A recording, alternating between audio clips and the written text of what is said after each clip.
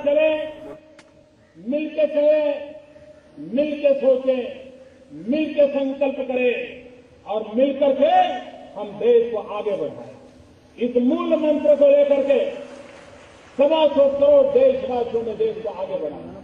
और कितनी सरल बात है भाई, जर्मन लोगों का जर्मनी है, इंग्लिश लोगों का इंग्लैंड है, अमेरिकन लोगों का अमेरिका है, हिंदुस्तान किसका है? हिंदुस्तानी लोग। आज पहली बार हिंदू स्वाभिमानियों के हाथ में 800 वर्ष के बाद दिल्ली की सत्ता स्थापित हुई है। हम सहमति की मजबूत धरातल पर आगे बढ़ना चाहते हैं। ये आपको तय करना है कि दिल्ली में राम यादव की सरकार बनेगी, सरकार बनेगी, आपको स्वयं फैसला करना है। चलिए, तो आपने बयान बहादुरों को सुना। सियासत में विवादित बयानों का अपना एक अलग महत्व है। ये बयान कई बार विवादित तौर पर ही सही, लेकिन लोगों को मशहूर चंद दिनों के लिए जरूर कर देते हैं। और इस सिलसिले में नया नाम जुड़ गया है साध्वी निरंजन ज्योति और गिरिराज सिंह का। आइए सबसे पहले आपको इनके बयान सुनवा देते हैं। ये आपको तय करना है कि दिल्ली में राम यादव की सरकार बनेगी, राम यादव की सरकार बनेगी, आपको स्वयं फैसला करना है।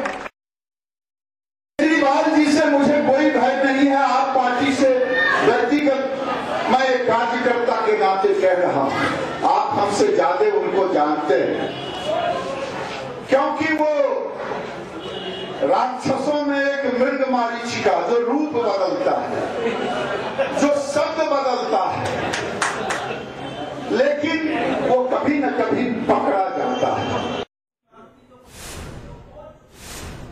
चलिए, तो हमने आपको दिखाया कि किस तरह से बड़बोले बयान जो हैं यहाँ पर सामने आ रहे हैं। किस तरह से गिरिराज सिंह का बयान हमने सुना, उससे पहले साध्वी निरंजना का बयान हमने सुना। हालांकि इन बयानों पर किस तरह से प्रधानमंत्री मोदी ने नसीहत भी दे डाली है कि संसदीय भाषा का ख्याल रखा जाए और इस तरह के बयानों से बचा जाए। ये आपको तय करना है कि दिल्ली में राम यादव की सरकार बनेगी, सरकार बनेगी, आपको स्वयं फैसला करना है, क्योंकि अभी मुझे ये मोदी सरकार की माननीय मंत्री के बिगड़े बोल हैं। भाषा ऐसी है कि हम आपको पूरा सुना भी नहीं सकते। इस बयान की आंच संसद में भी पहुंची और हंगामा बरपा गई। पूरा विपक्ष एकजुट था। साध्वी को बर्खास्त करने की मांग जोर पकड़ने लगी और प्रधानमंत्री नरेंद्र मोदी से सफाई भी मांगी जाने लगी।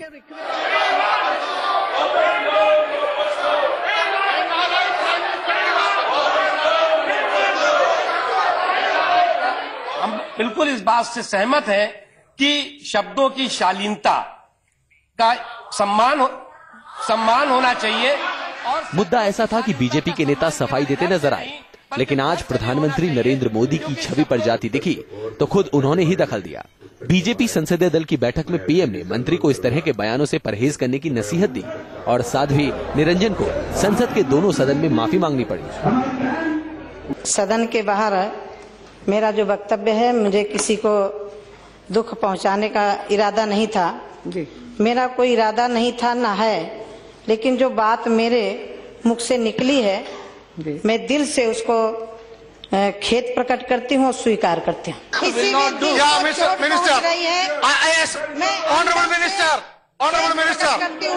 और अपना शब्द वापस लेती हूँ। हालांकि माफी से बात नहीं बनी। सरकार पर विपक्ष का प्रहार जारी है और वो प्रधानमंत्री से भी माफी मांगने की मांग कर रहा है। मंत्री पद के ऊपर बैठकर भारतीय संविधान के खिलाफ जिस तरीके की भाषा का इस्तेमाल किया जा रहा है, तो मैं समझती हूँ ये ठीक नहीं है। केंद्र की सरकार को इस मामले को गंभीरता से लेना चाहिए और केंद्र की सरकार को चाहिए कि उनसे इस्तीफा लेना चाहिए और यदि वो इस्तीफा नहीं देती है तो केंद्र की सरकार को चाहिए कि उनको बर्खास्त करना चाहिए। मंत्री जी का ये बयान सेक्शन 153A में भी कॉग्निजेबल ऑफेंस है, जिसमें कि उन्होंने धार्मिक भावनाओं को उन्होंने फैलाने का प्रयास किया है। मुमकिन है कि विपक्ष का वार धीरे धीरे कम होता जाएगा और हंगामा भी शायद खत्म हो जाए, लेकिन सवाल तो फिर भी उठेंगे कि आखिर मोदी के इन मंत्रियों पर लगाम क्यों नहीं लग पा रही है। प्रधानमंत्री नरेंद्र मोदी 125 करोड़ हिंदुस्तानियों की बात कर रहे हैं, लेकिन फिर उनके मंत्री इस मर्म को क्यों नहीं समझ पा रहे। Vijay Trivedi, News Nation, Delhi. Parliamentary party ने। चलिए, तो साध्वी जी के बयान पर किस तरह से सदन के भीतर जोरदार हंगामा हुआ और खबरें तो उस तरह की भी आ रही हैं कि कांग्रेस मंशा बना चुकी है कि एफआईआर भी दर्ज कराई जाए, जिस तरह के बड़बोले बयान और अपशब्द जो हैं यहां पर इस्तेमाल किए गए हैं। और ऐसा नहीं है कि ये बयान बहादुर यहीं थम गए। दरअसल दिल्ली में विधानसभा चुनाव की आहट के साथ ही बीजेपी और सांसदों और मंत्रियों को महासमर में उतारने का फैसला कर चुकी है, लेकिन आरोप प्रत्यारोपों के बीच ऐसा लग रहा है कि जुबान पर लगाम नहीं रह रही है। मोदी के मंत्रियों के बिगड़े बोल में अब अगला नाम जो हम आपको सुनवाने जा रहे हैं वो गिरिराज सिंह का है। आदर्श नगर की चुनावी सभा में गिरिराज बाबू की जुबान कुछ ऐसी फिसली कि अरविंद केजरीवाल की तुलना मायावी राक्षस से कर बैठे। गिरिराज सिंह मोदी सरकार में लघु उद्योग राज्य मंत्री हैं, लेकिन उससे भी बढ़कर प्रधानमंत्री नरेंद्र मोदी के कट्टर समर्थक के तौर पर जाने जाते हैं। लेकिन मोदी की मर्यादा का ख्याल गिरिराज सिंह को भी नहीं रहा। प्रधानमंत्री नरेंद्र मोदी साफ सुथरी राजनीति की वकालत करते हैं, लेकिन गिरिराज सिंह तक उनकी अपील नहीं पहुंची है। दिल्ली की एक सभा में गिरिराज सिंह ऐसे बहके कि आम आदमी पार्टी के संयोजक अरविंद केजरीवाल को मायावी राक्षस बता दिया।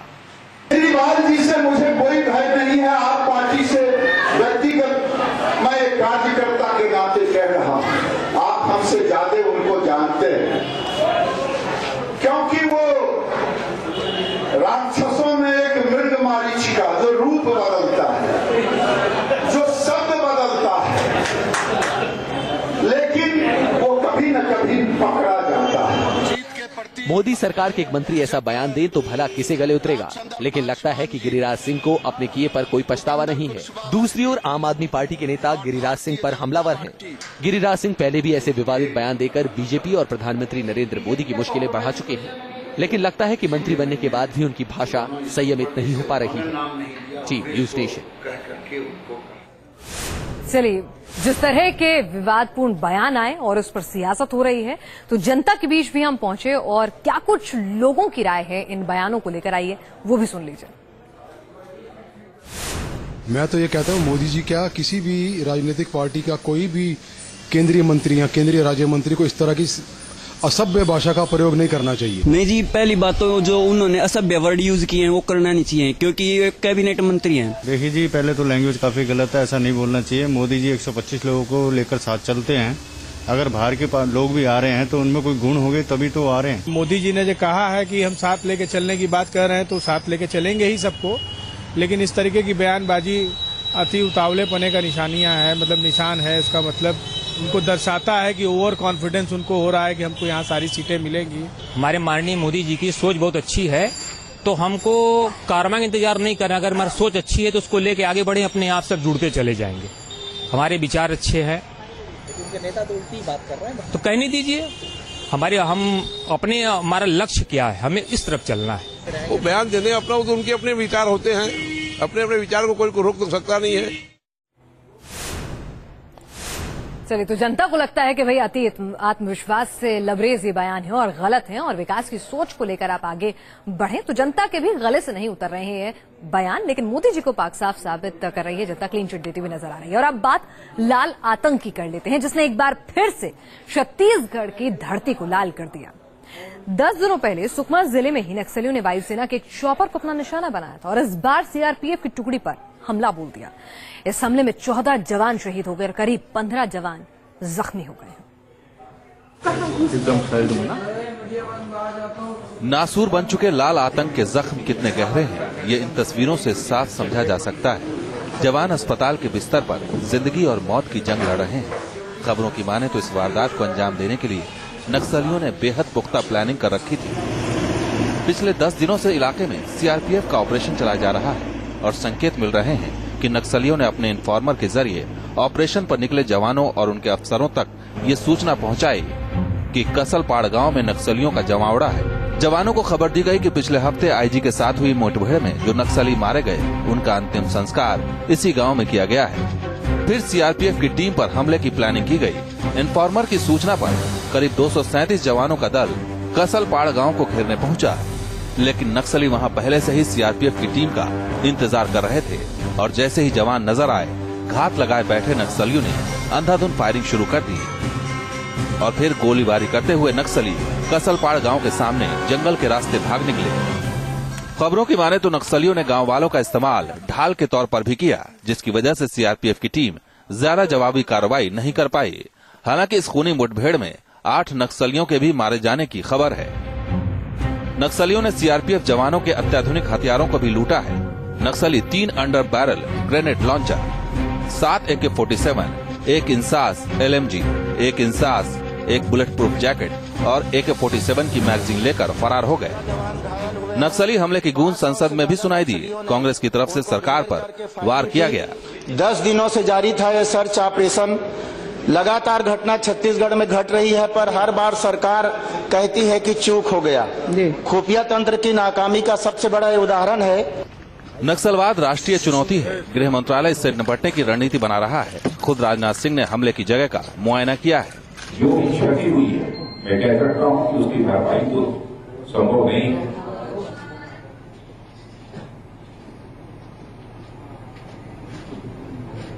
लेकिन सरकार उनके परिवारों की पूरी तरह से चिंता करेगी।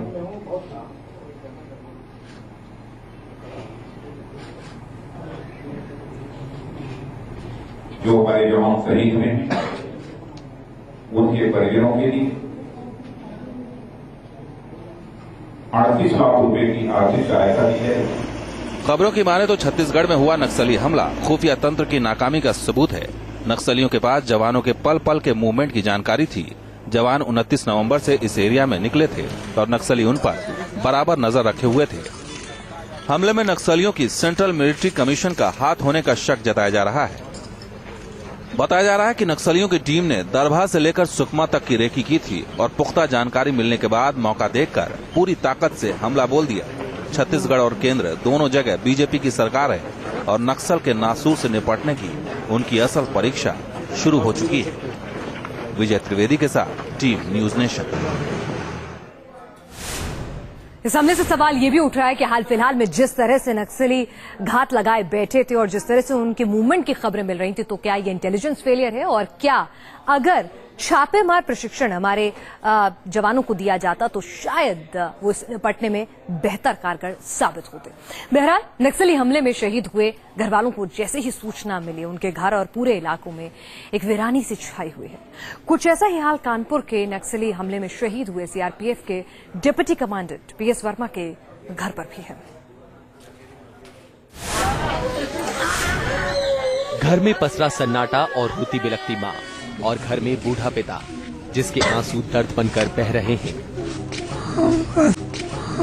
सोचना 4 बजे कभी नहीं मिला।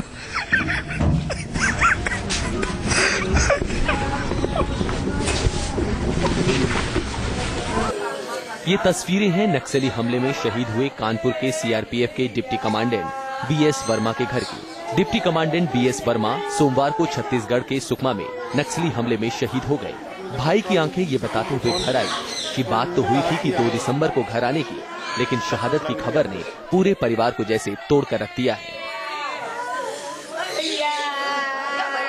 कैसे सूचना मिली? हमें शाम को भाई फोन से सूचना मिली थी, तो उन्होंने कहा हमला हुआ, तो हम लोगों ने न्यूज चैनल देखना शुरू कर दिया। फिर रात में इन्होंने रिटर्न में बताया कि ये घटना हुई। और फिर जॉब के लिए भी ढूंढना। पापा का सपना था कि IAS ऑफिसर बनने का, तो उसी में मैं कोशिश करूंगा।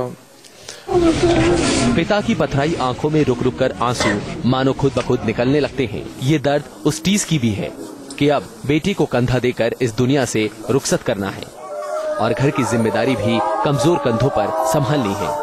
BS वर्मा के 2 बच्चे भी हैं। मां का रो रो कर बुरा हाल है, तो वहीं शहीद डिप्टी कमांडेंट की पत्नी अपनी सुध बुध खो चुकी है। BS वर्मा की ही तरह 13 और जवानों के घर पर सन्नाटा पसरा है, जो सोमवार को नक्सली हमले में शहीद हुए हैं। नक्सलवाद देश की आंतरिक सुरक्षा के लिए नासूर बन गया है और न जाने अभी तक कितने जवान इसकी भेंट चढ़ चुके हैं। BS वर्मा के परिजनों का कहना है कि अब नक्सलवाद पर जरूरत इस बात की है कि सरकार कोई ठोस कदम उठाए ताकि आगे कोई जवान इसमें शहीद न हो। कानपुर से वीडियो जर्नलिस्ट पुनीत पांडे के साथ रतीश त्रिवेदी, न्यूज नेशन। चलिए, तो समाधान भी होगा और इन शहीदों की शहादत को हमारा सलाम। आगे बढ़ते हैं अगली खबर की ओर। आज कांग्रेस उपाध्यक्ष राहुल गांधी फॉर्म में नजर आए। दरअसल राहुल गांधी ने आज संसद भवन परिसर में धरना दिया। राहुल के साथ दूसरे कांग्रेसी नेता भी मौजूद रहे।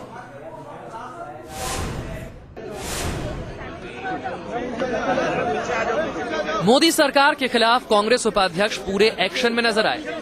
यू टर्न वाली बुकलेट के साथ राहुल ने संसद परिसर में बापू की मूर्ति के सामने प्रदर्शन किया। मोदी सरकार के खिलाफ नारेबाजी की और सरकार पर हर मुद्दे से पलटने का आरोप लगा दिया। काले धन पे यू टर्न, भ्रष्टाचार पे यू टर्न, सीएजी पे यू टर्न, जो भी कहा वो नहीं किया। राहुल गांधी के ऐसे तेवर कम ही नजर आते हैं और राहुल के इस तेवर ने साथी सांसदों में भी जोश भर दिया। ये सरकार ने जो वादे किए थे उसके अंदर से बिल्कुल है तो टर्न करके वो कुछ भी करना नहीं चाहते। बुकलेट के जरिए सरकार की घेराबंदी हो रही है तो बीजेपी की तरफ से भी जोरदार पलटवार किया जा रहा है। सदन से गायब रहते हैं और पॉलिटिकल एडवेंचरिज्म के लिए सदन के बाहर बैठकर धरना देते हैं। अगर वो इतने ही विषयों को लेकर गंभीर हैं तो सदन की चर्चा में भाग क्यों नहीं लेते। मोदी सरकार के 6 महीनों पर यू टर्न नाम की बुकलेट जारी कर कांग्रेस ने दिखा दिया कि इस बार पार्टी पूरी तैयारी करके आई है। कांग्रेस नेताओं के तेवर से भी ऐसा लगता है कि संसद का ये सत्र मोदी सरकार के लिए आसान नहीं होने वाला। अमितेश सिंह के साथ विजय त्रिवेदी, न्यूज नेशन, दिल्ली। दिल्ली की राजनीति से निकलकर हम महाराष्ट्र की राजनीति की अब बात करते हैं, जहां कभी ना जैसे हालात बने हुए हैं। दरअसल हाना करते करते आखिरकार अब खबरें आ रही हैं कि बीजेपी और शिवसेना महाराष्ट्र में एक बार फिर साथ नजर आएंगे। सूत्रों की माने तो दोनों के बीच गठबंधन तय हो गया है और 1 महीने से भी ज्यादा चली सियासी उठापटक के बाद शिवसेना अब महाराष्ट्र की बीजेपी सरकार में शामिल होने जा रही है। क्या रहा फॉर्मूला, देखिए इस रिपोर्ट में। कभी बीजेपी अड़ी, कभी शिवसेना रूठी। नतीजा महाराष्ट्र में बीजेपी को अल्पमत की सरकार बनानी पड़ी। विरोधियों ने घर में मचे घमासान में सियासी पासे फेंकने में कोई कसर नहीं छोड़ी, लेकिन बीजेपी को इसका बखूबी एहसास रहा कि बिना शिवसेना के लंबी पारी मुमकिन नहीं। ऐसे में दिलों की दूरियां भले दूर न हुई हों, लेकिन सियासत की मजबूरी ने दोनों दलों को फिर साथ ला खड़ा किया है। सरकार में शामिल होने के लिए शिवसेना ने पहले उप मुख्यमंत्री और गृह मंत्रालय की शर्त रखी थी, जिस पर बीजेपी को एतराज था। काफी खींचतान के बाद अब फाइनल फॉर्मूला तैयार हो गया है। सूत्रों की माने तो बीजेपी ने शिवसेना को 12 मंत्री पद देने का फैसला किया है, जिनमें से 5 कैबिनेट और 7 राज्य स्तर के मंत्री होंगे, जिसमें उद्योग, पर्यावरण, स्वास्थ्य, सड़क और परिवहन मंत्रालय दिए जाने की संभावना है। गठबंधन के औपचारिक ऐलान से पहले दोनों पार्टियां सोच समझकर बयानबाजी कर रही हैं। महाराष्ट्र में हमारे पूर्व मुख्यमंत्री बैरिस्टर अंतुले जी, इनका निधन हुआ है और उस निधन के कारण 3 दिन का शोक महाराष्ट्र में हमने घोषित किया हुआ है और इसलिए जो भी होगा 3 दिन बाद होगा। अगर जानकारी मिली है तो मुझे लगता है कि सकारात्मक रूप से जो चर्चा चल रही है, महाराष्ट्र के मुख्यमंत्री ने नागपुर में बयान दिया है और मुख्यमंत्री ने कहा है कि पूरी चर्चा खत्म होने के बाद ही वो बात करेंगे। अगर मुख्यमंत्री जी ने खुद चर्चा में हिस्सा लिया है तो मुख्यमंत्री जी खुद बात करेंगे। महाराष्ट्र में बीजेपी और शिवसेना की लड़ाई में सियासी फायदा तलाश रही एनसीपी की तलखी छिपाए नहीं छिप रही।